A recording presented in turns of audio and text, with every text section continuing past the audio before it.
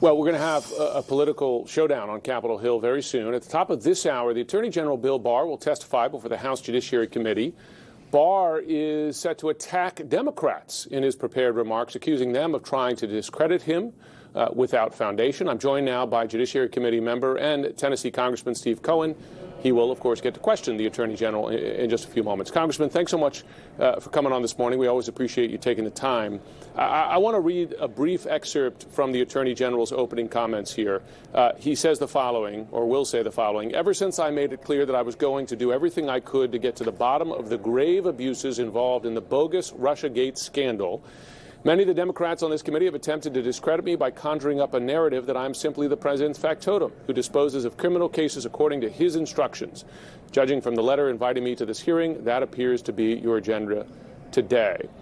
There's a lot in there. I want to ask you to respond specifically to his charge that there were grave abuses involved in the Russia investigation and that that investigation as a whole was a bogus Russiagate scandal. Your response? Well, he obviously didn't read the Mueller report very well. If he would have, he would have seen that Mr. Mueller said there was a systematic and sweeping effort to disrupt our elections by the Russians, that they'd hacked the DNC emails, and that he indicted, I think, 12 Russians for having done so. We also know that WikiLeaks ended up getting the material and that Roger Stone was connected to WikiLeaks.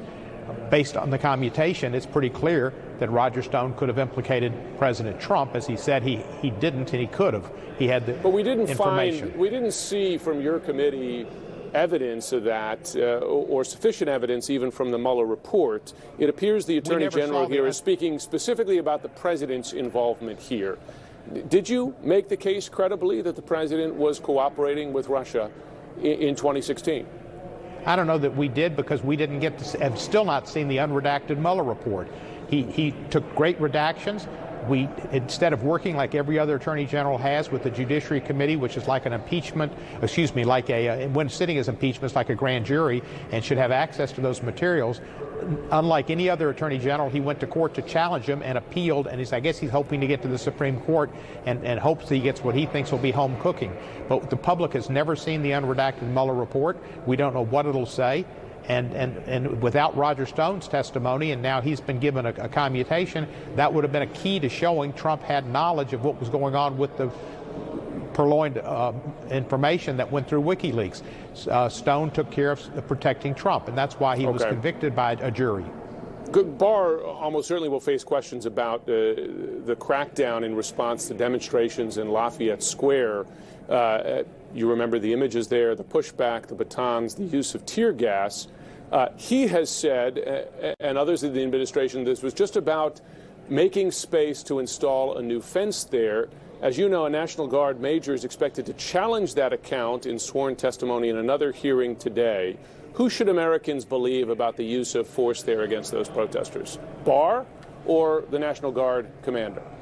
The National Guard commander and the vast majority of people who were observant, and all of us who saw it on television. It was a peaceful demonstration. And if one or two other people might have done something wrong, I don't know. We don't know that they weren't provoked by been insiders trying to provoke a riot, but the response was not commensurate with the provocation.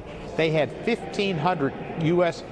people deputized from DEA and Park Patrol and National Guard and you name it, outside of Lafayette Park and in Washington, and they confirmed that to us in a memo on June the 4th.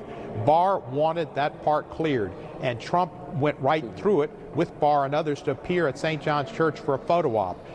Trump knew that park would be clear. The reason the park was cleared was for that photo op. That is the historic spot for protests to happen in our country. It was an abuse of the First Amendment, and Barr did it. Let's talk, if we can, as well, about the current negotiations over another stimulus package here.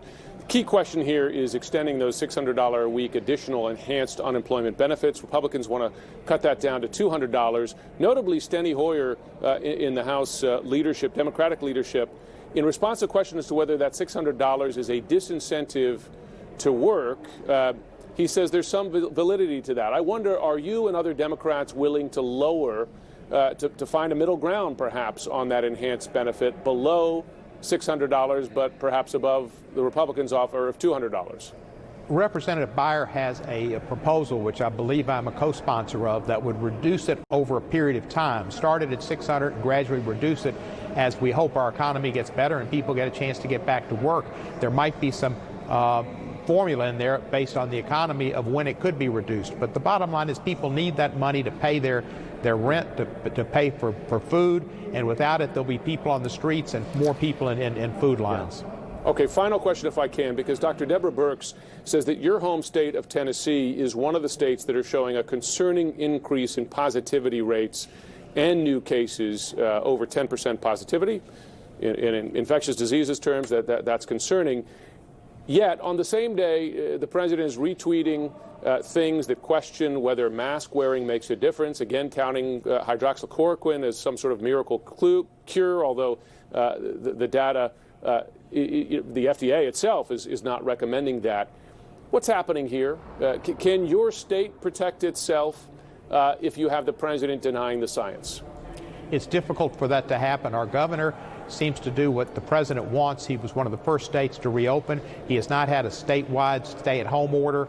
He has exempted religious groups from any stay-at-home orders, even that locals might have had. The local governments in the larger communities, the 6 larger communities, have done a pretty good job. Our mayor in Memphis, Mayor Strickland, has done a good job. And so we've been better. But a lot of people don't wear masks because they think Trump says you don't have to. They think it's macho. They think it's MAGA or something. And they're being rude and they're spreading coronavirus when they're asymptomatic to other people. I was hurt and shocked when I heard that Tennessee might be the explosion point, the next explosion point, because our governor's not ordering people to stay at home, to wear masks, to close bars. We need decisive action from our governor. We need decisive action from our president. We are seeing people die. This is a crisis. As a wise person said, when you mix politics and science, it becomes all about politics. Congressman Steve Cohen, thanks very much for joining us this morning. Nice to be back with you.